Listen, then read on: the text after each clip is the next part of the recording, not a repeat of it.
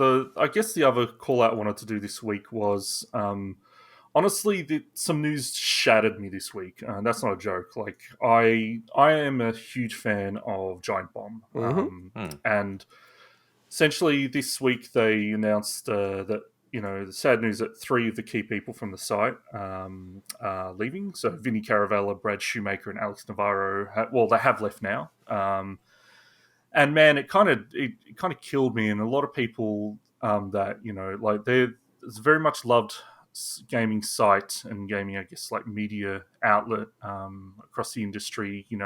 When you got people like Phil Spencer calling them out and kind of being sad at the news as well as like Polytron and things like that. It's man. Oh, they're massive. They're massive. Like I don't know them, but I know they're massive. Yeah, and the thing is, for anyone who doesn't know what Giant Bomb is, look, they are a games website, but they're what I guess you'd call like a personality-based content. Yeah. So it's not like traditional games journalism, although most of them come from that. Like a lot of them originally they came from GameSpot and things like that.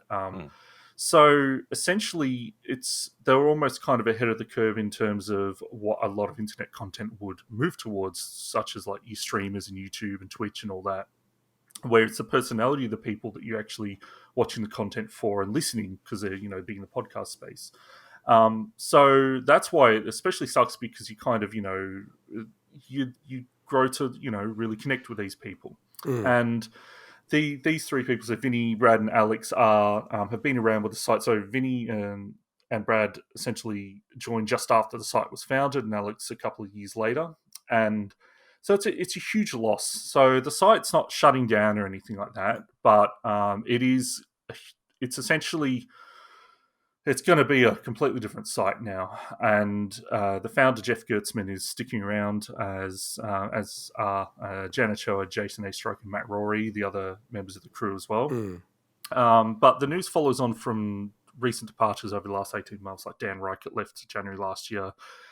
Abby and Ben left in the last 6 months as well. So it's a lot of this. Look, I'm not going to get into the reasons why maybe this stuff happened, because there's enough people out there doing that, and they've said, hey, look, don't be internet detectives around this stuff.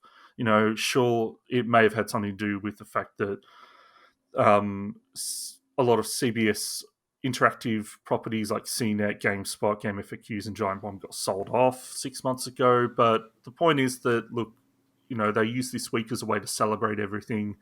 And it's just, look, as a fan, it sucks. But I read a really good comment on the Giant Bomb Reddit where someone's like, the Cheers era is over. Here's to the Frasier era of Giant Bomb. That's cool. Cool.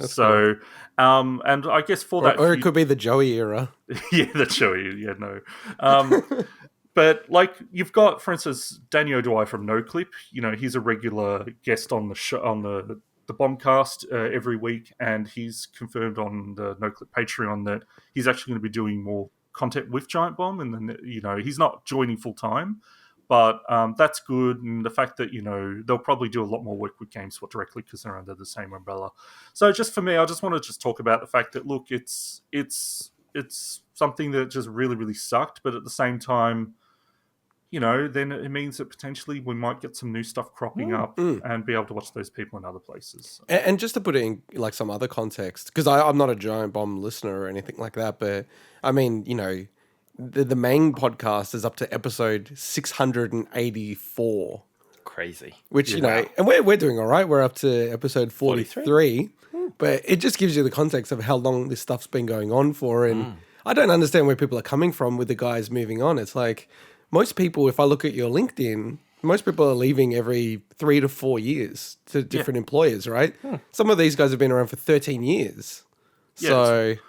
And they had the last Beastcast, so that ended at episode 311. Yeah. So I guess the second big podcast they have. So I feel like it's different to the general employee though, because these guys are the voice in a way and face of the site to a large extent, right? So people don't necessarily go to Giant Bomb just because it's Giant Bomb. They go there because it's these guys that are doing it, right? Yeah, 100%. So it's interesting compared to the average person who changes jobs in a regular job every 2-3 years. Not a huge impact, right? Sure. But even when you're interesting. looking at media, TV shows, hosting shows, all that kind of stuff, they usually change up every 8 years or so. Like that's not surprising. So they've had a massively good run. So Definitely, Let's see and what's new.